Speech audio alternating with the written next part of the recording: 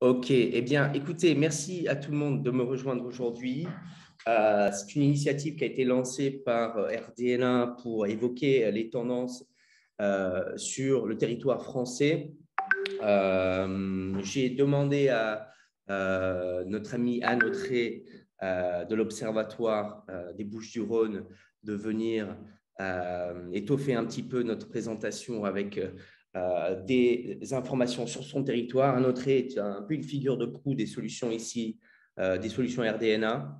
Elle a commencé à travailler avec nous l'été dernier, mais elle a une très très bonne compréhension des solutions qu'on fournit ici à RDNA et a fait un excellent travail, notamment à sorti de notes de conjoncture grâce à nos données et à d'autres données qu'elle a pu récupérer. Et elle a fait des analyses assez impressionnantes sur son territoire. Donc, c'est un plaisir pour nous de l'inviter à ce webinaire cette année. Anne, tu voulais faire une petite présentation? Bonjour et merci beaucoup pour cette invitation. Je pensais faire l'introduction plutôt sur ma Plus partie, tard, pas de problème. Mais mais peut-être bon, mais merci simplement. beaucoup. Donc, en tout cas, nous sommes très contents de participer à cette présentation. Ok, super. Donc, le webinaire va être décliné en deux parties. Une première partie, on va regarder les tendances générales sur le territoire français. Et puis ensuite, on va regarder les tendances qu'Anne a préparées sur les Bouches-du-Rhône. Et ensuite, ce qu'on fera, c'est qu'on fera un question-réponse. Je ne sais pas encore si on fera un question-réponse à travers le chat ou si on va donner la parole à tout le monde. Je demanderai à ma collègue Chloé de venir m'aider avec ce processus.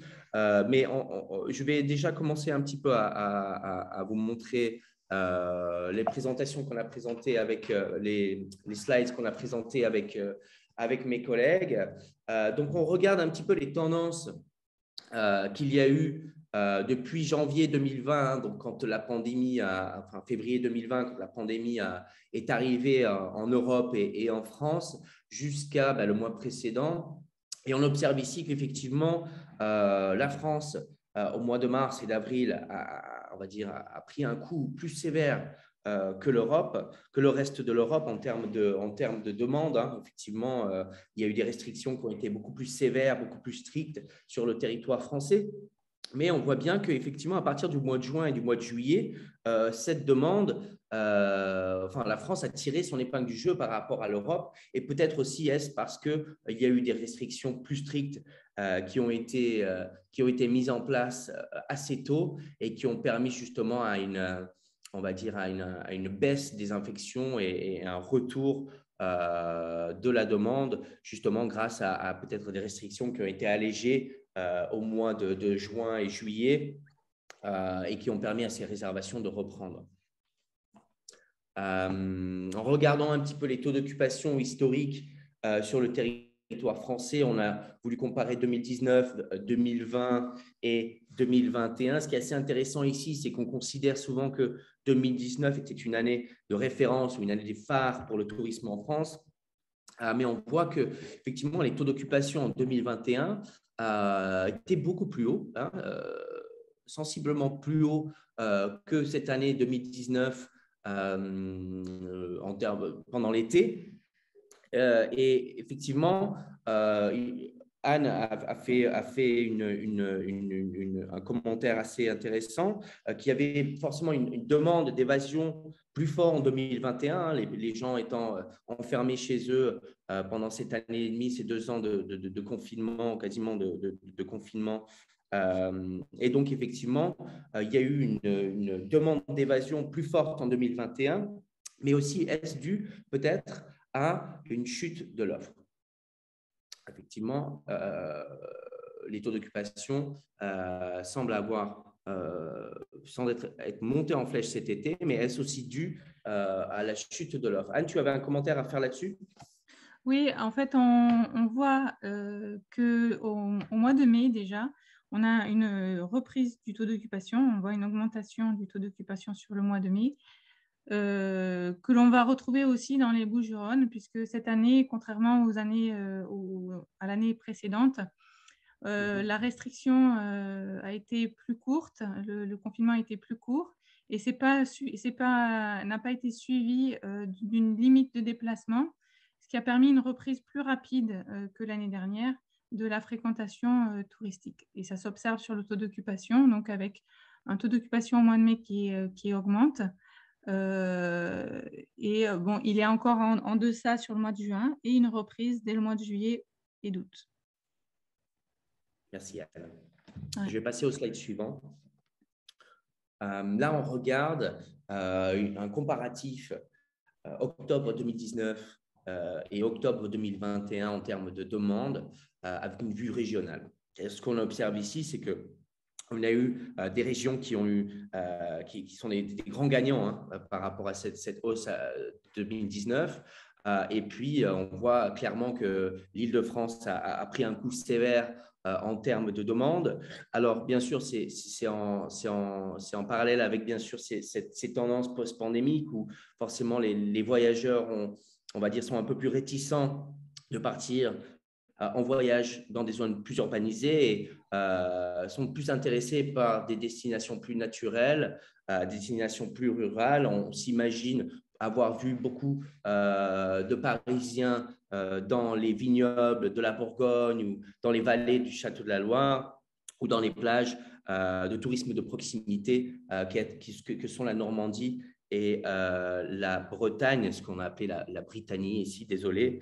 Mais il y a aussi le fait qu'il y ait eu cette baisse de l'offre en Île-de-France, aussi dû sûrement aux restrictions de voyage international et cette chute du voyage d'affaires. Anne, tu avais un commentaire à faire là-dessus ou est-ce que j'ai tout couvert? Tu avais parlé aussi de l'offre qui a certainement dû se réduire aussi en Île-de-France. Oui. Pour plusieurs raisons. Effectivement, ça fait 1 an et demi que la location peut être en difficulté sur ce territoire et peut-être qu'une partie a fait le choix de convertir leur location en location longue durée. L'Île-de-France a mis aussi de nombreuses restrictions sur leur territoire. Donc, ça a pu pousser certaines personnes à changer d'activité. Oui, absolument. Donc, un passage de la location à court terme à on va dire, une location plus classique et de long terme. En regardant justement ces tendances de demande, on va comparer donc, par exemple les demandes sur des villes, des grandes villes et en dehors des grandes villes. Effectivement, ça rejoint exactement ce qu'on disait, hein, donc un tourisme qui va être plus un tourisme naturel. Donc les villes qu'on a regardées ici, c'est Paris, Marseille, Lyon, Toulouse, Nice, Nantes. Et donc, effectivement, le reste, c'est le reste. Et donc, effectivement, pour nous, c'était assez clair que le tourisme de destination plus naturelle était à la hausse comparé à une fréquentation moins urbaine. Tu avais un commentaire aussi à faire là-dessus, Anne, ou est-ce que j'ai tout couvert? Oui, alors, donc sur les destinations urbaines, c'est effectivement quelque chose qu'on va observer dans les Bouches-du-Rhône. Mais il faut aussi mettre un petit bémol sur certainement la fréquentation, enfin les baisses qu'accusent les destinations urbaines sur ce graphique, puisque une grande partie doit certainement être attribuée à Paris. On va peut-être le voir par ailleurs.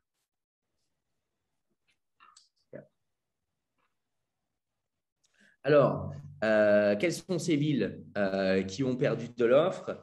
Alors, bien sûr, on a Paris qui mène la charge, mais quelles sont surtout les villes qui nous ont intéressées? Quelles sont les villes qui ont su tirer leur épingle du jeu? Et on peut voir que Marseille, Antibes, Biarritz, Cannes et même Montpellier et Nice sont toutes des villes côtières. Et donc, effectivement, pour nous, le littoral a su tirer un petit peu son épingle du jeu par rapport à cette perte de l'offre. Anne, tu avais un commentaire à faire là-dessus aussi? Oui, c'est ça. Marseille s'en sort plutôt bien par rapport à d'autres destinations, puisqu'elle accuse moins de, enfin, on dirait 14% de baisse, mais c'est sur le mois d'octobre. Certainement que effectivement sur Paris accuse donc une baisse certainement d'offres et également une clientèle étrangère. Marseille reste une destination urbaine, littorale, qui a su tirer son épingle du jeu. Alors, pour nous, c'était intéressant de regarder un petit peu les tendances pour Noël et de comparer Noël 2019 à Noël 2021 et de voir qu'effectivement, on a certaines villes côtières et surtout certaines villes de montagne qui ont une demande en nuitée en hausse par rapport à 2019. C'était intéressant pour nous. Toi, Anne, dans les Bouches-du-Rhône, tu as quelques massifs, si je ne me trompe pas. Tu as observé la même chose? Non, on n'a pas de montagne, mais pour l'instant, on n'a pas encore nos données. Les prévisions sont en léger retrait par rapport à 2019, mais on sait très bien on va le voir plus tard, que les réservations sont relativement tardives sur notre destination. Tu avais mentionné aussi le fait que les stations de montagne avaient été fermées l'année dernière et que… oui, pardon.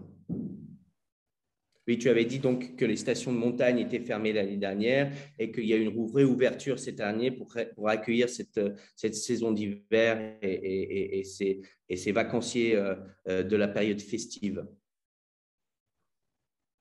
Oui. Super. Okay. Je crois que c'était la fin de ma présentation à moi. Ah non, j'ai encore 2 slides. Ah oui, on avait regardé aussi ces tendances post-pandémie qui avaient à faire avec forcément la taille des logements. Donc, nos voyageurs préfèrent partir en famille. Donc, forcément, les logements qui ont la plus grande capacité, on va avoir le plus de succès. Tu as observé la même chose, toi, sur ton territoire? Alors, je n'ai pas pu encore zoomer sur les différentes tailles d'hébergement. Néanmoins, c'est vrai qu'on peut imaginer que suite au confinement, les gens soient en recherche d'espace et donc ça paraît assez logique qu'il y ait une reprise, que les grands espaces, les grands hébergements s'en sortent mieux que les petits. On voit aussi qu'il y a un retrait important des locations, des chambres partagées. Là aussi, ça me paraît assez, dans le contexte actuel, ça me paraît assez logique. Super, merci. OK, donc là, je te laisse te présenter tes slides et ta structure et le travail que tu as fait là-dessus. Oui. Je te remercie, Tom, pour cette invitation. C'est vrai que la location saisonnière est pour nous un sujet très important. Alors nous, on est Provence Tourisme, l'agence de développement du tourisme des Bouches-du-Rhône. Et moi, je suis chargée d'études au sein de Provence Tourisme. Alors, pourquoi c'était important pour nous, la location saisonnière? C'est vrai qu'on a jusque-là on avait une bonne connaissance de l'offre marchande dans notre département grâce au travail des offices du tourisme qui sont sur le terrain. Et le déploiement des plateformes ces dernières années a entraîné le développement des locations saisonnières. Bon, elles ont toujours existé, mais ça a amplifié leur développement. Et c'est une offre qui échappe un petit peu à notre comptage et qui est difficile à appréhender. C'est une offre qui est diffuse puisqu'elle se répartit sur de nombreuses plateformes. Et donc, si on voulait tout seul récupérer cette donnée et qu'on ajoutait l'ensemble des plateformes, des données qu'on arriverait à récupérer sur l'ensemble des plateformes, forcément, on aurait un gros travail de dédoublonnage puisqu'une location saisonnière peut être sur plusieurs plateformes. Il y a aussi un gros souci de floutage puisque, en fait, c'est une donnée qui est souvent… par exemple, sur Airbnb, on a la situation géographique qui n'est pas indiquée ou qui est un peu floutée. Donc, c'est une donnée qui est assez difficile à obtenir. Et lorsqu'il donne l'information, on a les 300 premières annonces avec des destinations qui sont autres que la destination recherchée. C'est une offre aussi qui a une grande particularité par rapport aux autres modes d'hébergement marchand, c'est que c'est une offre volatile puisqu'elle est gérée pour la plupart par des particuliers qui mettent à disposition de façon temporaire leur offre. Et du coup, c'est une offre qui évolue de jour en jour, contrairement à un hébergement classique traditionnel comme par exemple l'hôtellerie qui peut fermer, mais globalement, on sait le nombre d'hôtels qui sont proposés et leur capacité d'accueil sur notre territoire. La location saisonnière peut changer d'un jour à l'autre. On passe de 5 000 à peu près, on va dire, logements qui sont proposés au mois de février, au point le plus bas, à 18 000 au point le plus haut au mois d'août, dans les Bouches-du-Rhône. Donc, le développement des locations saisonnières soulève de nombreuses questions en termes d'aménagement. On a entendu parler donc, de communes qui souffrent de pression. D'un point de vue touristique aussi, on sent des pressions. Et il nous a semblé donc indispensable de travailler sur le sujet et de s'équiper de données sur la location saisonnière. Donc, on a signé avec vous donc, en août 2020 et on a commencé à traiter les données RDNA depuis donc, août 2020. Par ailleurs, on a investi aussi le club utilisateur donc des locations saisonnières, c'est le club de ADN Tourisme dans lequel je fais partie. Et on a rédigé, ce club a rédigé un guide utilisateur qui est accessible sur l'extranet. À ce jour, on a diffusé donc 2 documents pour Provence Tourisme. Un document sur les locations saisonnières de 2019 à 2020, qui est accessible sur notre site myprovence.pro. Et un document donc, qu'on a mis à jour ce mois-ci avec les données de septembre sur la fréquentation de 2021, dont je vais vous présenter une partie maintenant. Donc là, la première question qu'on se pose souvent sur la location saisonnière, c'est l'offre et l'impact de la crise sanitaire sur l'offre. Donc, on voit bien donc, que cette offre fluctue. Hein, alors, ce sont des données, ce sont le nombre de logements proposés à la location chaque jour. Et donc, on voit bien sur 2019 qu'on passe de 7 800 à 18 000. En 2021, suite au confinement, on voit une baisse importante de cette offre et elle va rester en deçà de 2019 tout au long de l'année. On aura perdu, alors on parle sur la location saisonnière, de logements offerts. C'est l'équivalent des chambres offertes pour l'hôtellerie, pour ceux qui connaissent cet indicateur. Et donc, on voit qu'en 2020, on perd 20% des logements offerts sur l'année. Sur 2021, alors on voit qu'on commence l'année avec une offre qui est légèrement supérieure à 2019 et le confinement est arrivé au mois d'avril. On n'a pas de baisse comme en 2020 parce que je pense que les loueurs pour partie savaient que c'était ponctuel et que le tourisme allait certainement repartir assez vite. Donc, on a une légère hausse et au mois de mai, ça réaugmente, on arrive au niveau de 2019, mais à partir de juin, on reste en dessous de 2019, entre juin et septembre.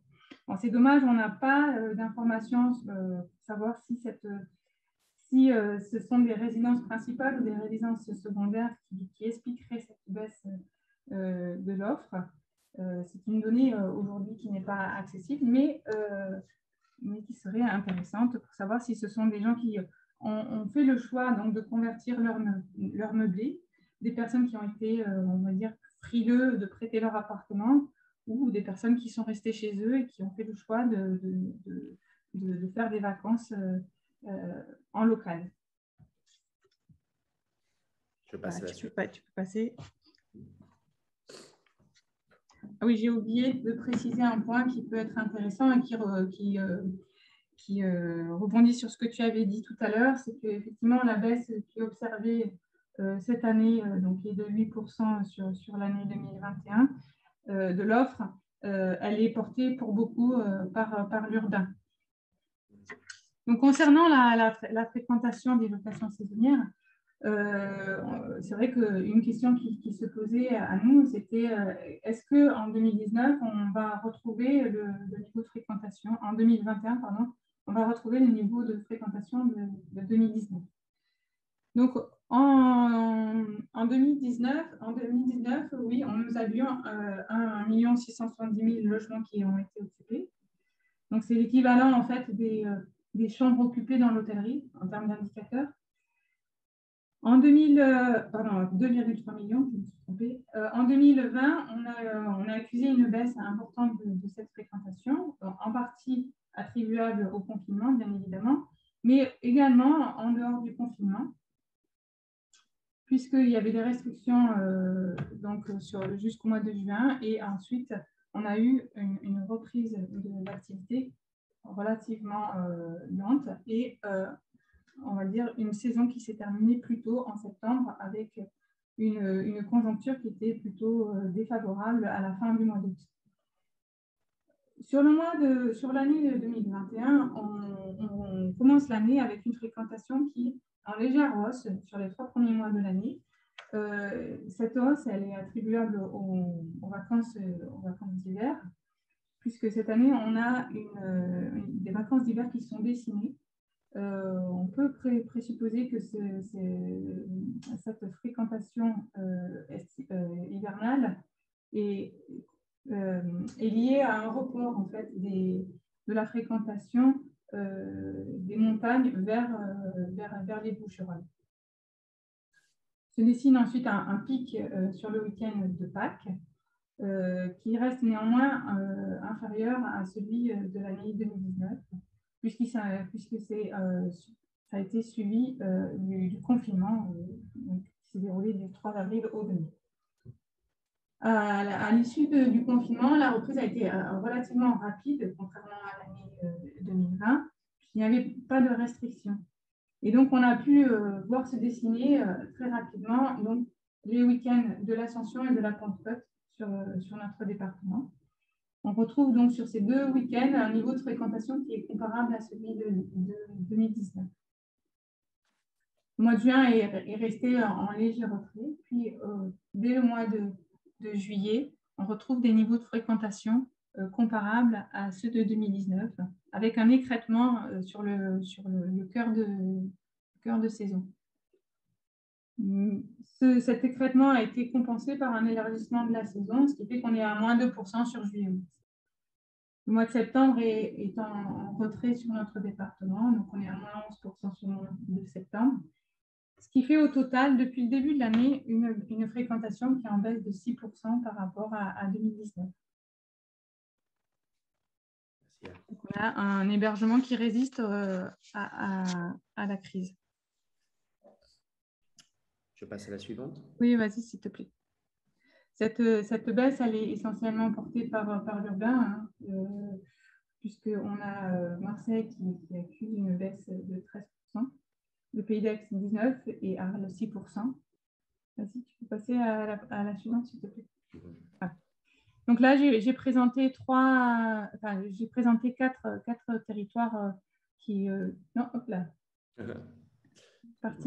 des particularités. Donc il y a Marseille, où on voit bien que la courbe est un peu différente. Elle a une saisonnalité relativement faible comparativement au reste du département. Donc, l'impact hors saison, forcément, a un impact plus fort sur ce territoire que les autres destinations. Ce qui explique pourquoi elle est en retrait par rapport à d'autres destinations. Mais on peut quand même, on a eu une belle surprise sur l'été, puisque cette destination, malgré le fait qu'elle soit urbaine, a réussi à avoir une fréquentation comparable à celle de 2019 sur l'été. Arles a la particularité d'être une destination urbaine et en même temps de culture. Et on voit sur ce territoire donc, des pics qui sont très marqués sur l'année 2019 Et malheureusement, cette année, ces événements n'ont pu avoir lieu. C'est l'événement de la fériade de Pâques qui était durant le confinement. Et les rencontres d'Arles qui ont été décalées au mois de novembre. Donc, on aura peut-être un pic sur le mois de novembre, mais du coup, elle accuse une baisse de fréquentation, en grande partie expliquée par la baisse liée à l'absence de ces événements. Les Alpilles aussi accusent une baisse, mais elle, cette baisse est plutôt sur le cœur de saison, lié à l'écrêtement en fait, de la fréquentation sur l'été. Ensuite, j'ai fait le choix de prendre un territoire du littoral, un territoire qui enregistre une hausse de fréquentation, et on voit que cette fréquentation s'observe dès le début de l'année. Notamment, on voit se dessiner les vacances d'hiver, les deux pics liés au week-end de l'Ascension de la Pentecôte qui sont très marqués, même plus élevés qu'en 2019. Et une saison estivale qui s'est élargie. Alors, elle est moins haute, mais elle s'est élargie, ce qui fait que globalement, sur l'ensemble de la saison, elle enregistre une hausse de fréquentation.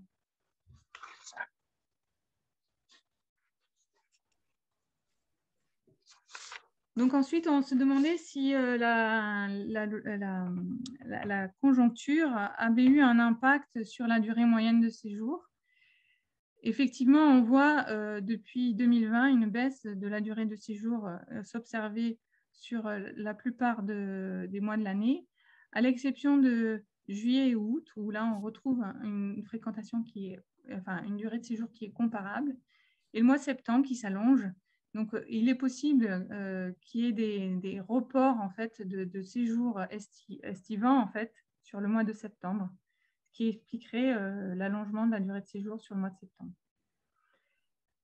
Le deuxième graphique présente en fait le nombre de jours entre le moment où la personne réserve son séjour et le début du séjour. Et on s'est demandé si cette conjoncture avait pu avoir un impact. Et effectivement, on voit que les vacanciers réservent de plus en plus tard. On le comprend tout à fait. Et, la conjoncture ne sachant pas ce que va advenir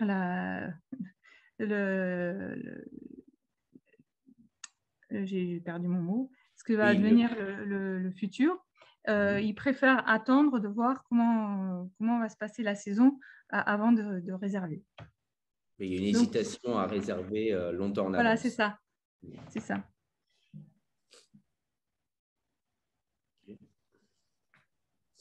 Enfin, voilà, on a souscrit aussi à des données futures avec RDNA, ce qui nous permet de savoir, d'avoir une idée de ce que va être les réservations à venir. Alors, bien évidemment, ça, ce sont les réservations. Donc, jusqu'en octobre, les premiers résultats sont en marron. Donc, ce sont des données qui sont passées. Sur les mois de novembre et décembre, ce sont des données prévisionnelles. Et donc, là, à ce stade de l'année, donc au 30 octobre, on serait à 10% de fréquentation. On estime à 10% en baisse de fréquentation par rapport à 2019.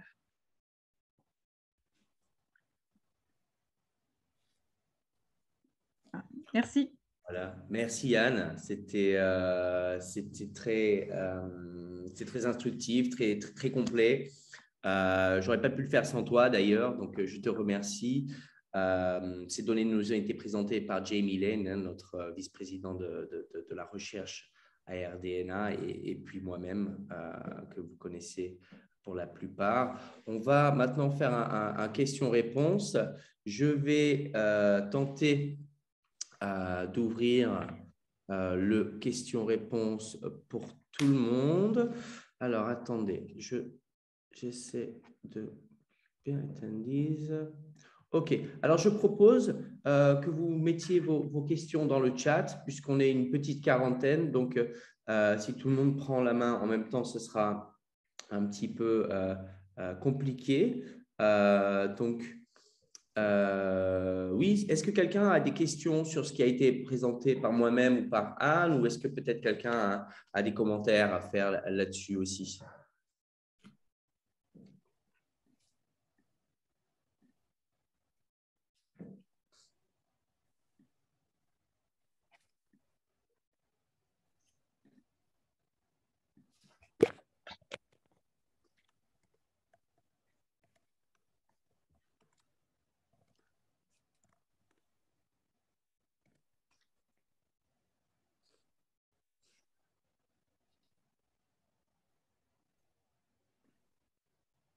Attendez.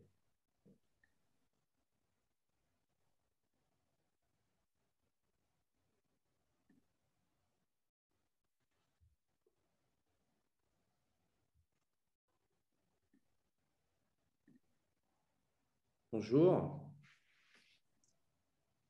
Bonjour, Patrick.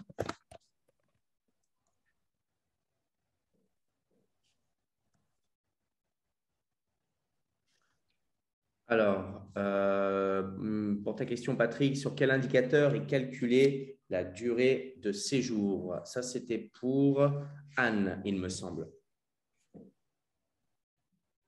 Alors, c'est qui? C'est Patrick Vess? Oui. Alors, on est livré des données du MSR. Je ne sais pas si tu l'as. Alors, Non. dans le MSR, en fait, il y a la durée moyenne de séjour qui nous est livrée directement, en fait. Ouais, donc, Anne reçoit le Market Summary Report qui donc, lui donne une moyenne durée de séjour. C'est par mois, c'est ça, Anne? Oui. D'accord. Patrick, tu as entendu la réponse?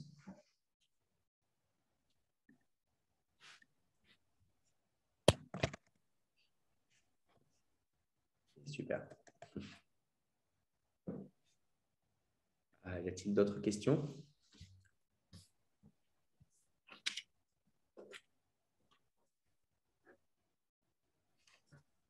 On a encore 20 minutes, hein, donc ne soyez pas timide.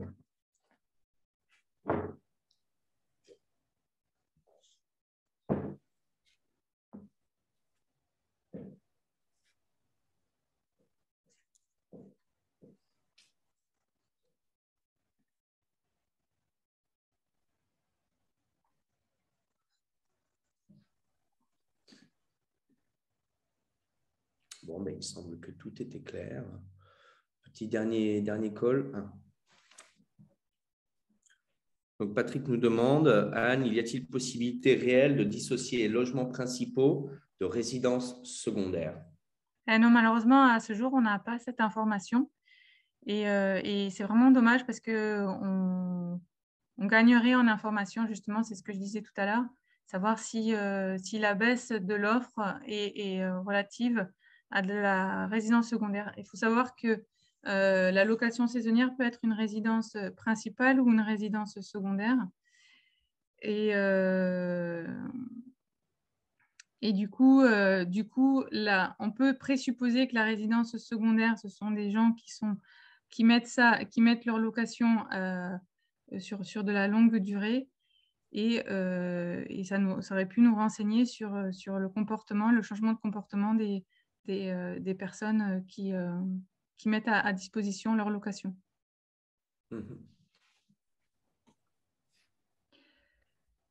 OK. Mais ceci dit, on va avoir, nous, on a les données brutes et on devrait avoir le numéro d'enregistrement, ce qui pourra peut-être permettre d'avoir des informations à ce sujet.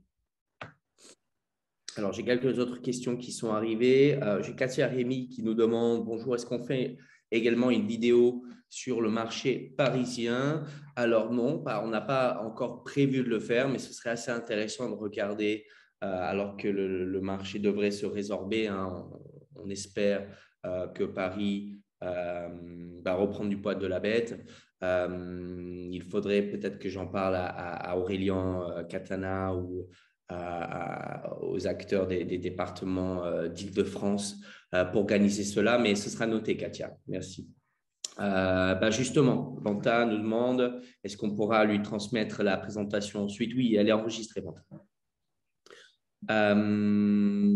Michel Trollong, les meilleures données ne sont-elles pas celles qui détiennent les hébergeurs eux-mêmes? Vos sources sont-elles issues d'enquêtes auprès de ces derniers?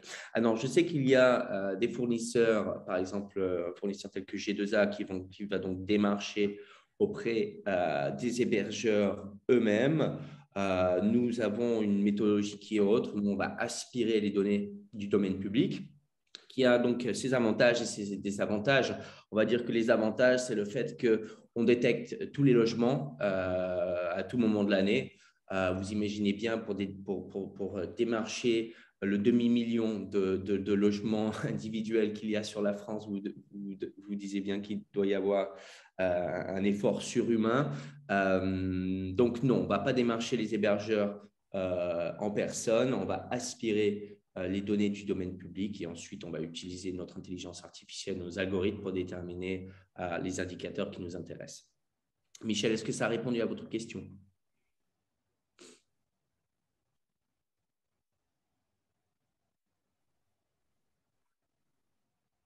Oui, parfait.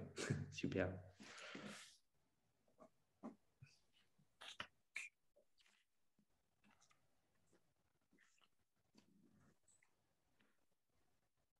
A-t-on d'autres questions?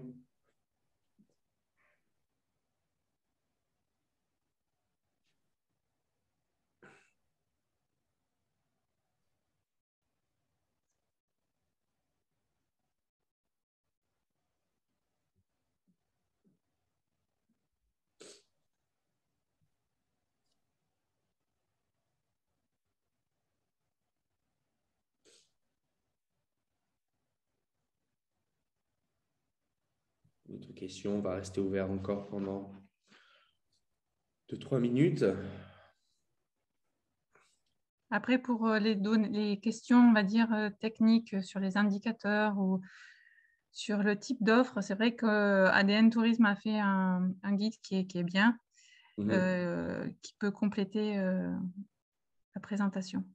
C'est Christelle. Oui, Christelle Berlinguer. Et Aurélien Catalin qui pilote le club ingénierie utilisateur. Je ne sais pas s'il est là aujourd'hui, Aurélien.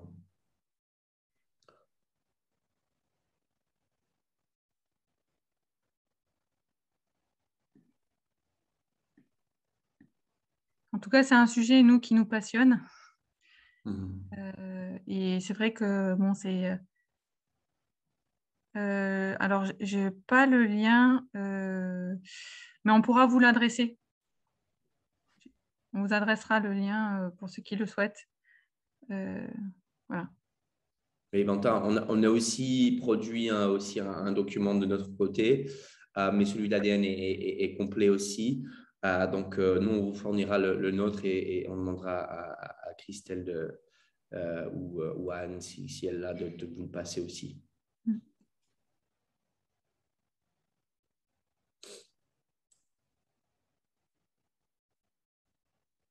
En tout cas, c'est un sujet qui est très intéressant et qui est vaste et qui amène à se poser beaucoup de questions. Là, on a fait un premier traitement avec les données, ce sont les données issues des MSR, donc mensuels et quotidiens, ce qui nous permet de dessiner les courbes qui sont assez incroyables puisqu'on a par ailleurs un autre dispositif qui nous permet de mesurer la fréquentation, tout hébergement confondu, et on retrouve l'allure qu'on peut observer sur l'autre type d'outils. Donc, ça confirme voilà, ce qu'on imaginait.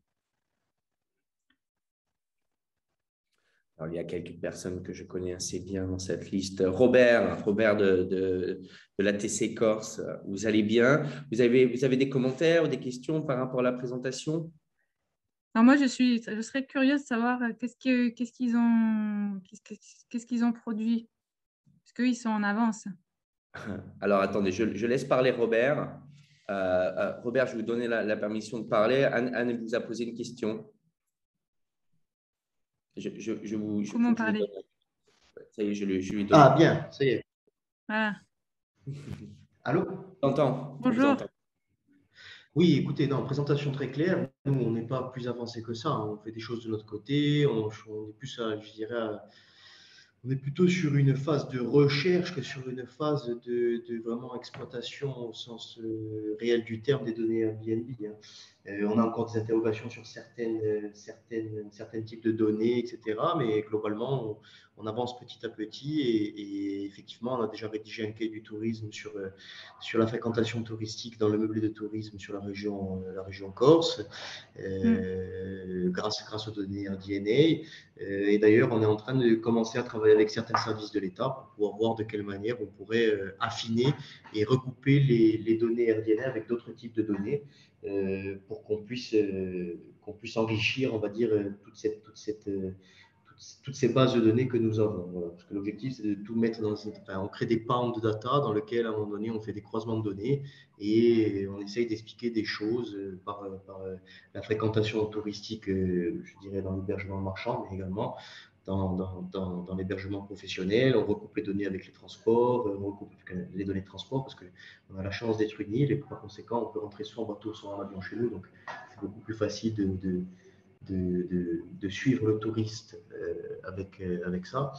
Et voilà, c'est tout ce que j'avais à dire. Présentation très claire. Je vous remercie en tout cas de l'avoir fait et voilà. Un plaisir, Robert. Merci. D'autres personnes que je connais ici. Edwige, Danjou Martinez, vous allez bien?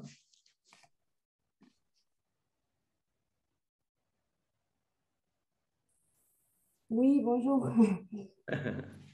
Ça va très bien, oui, merci. Mais merci pour cette présentation. C'est vrai que ça nourrit aussi les analyses qu'on peut faire chacun un petit peu dans son coin, quoi, et ça permet de partager un petit peu ces données. Donc, merci beaucoup, Anne, d'avoir partagé ces informations.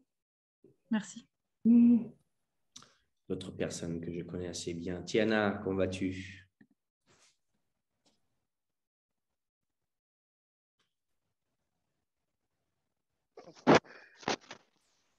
Salut Tiana. Allô, vous m'entendez? Oui, on t'entend. Bonjour.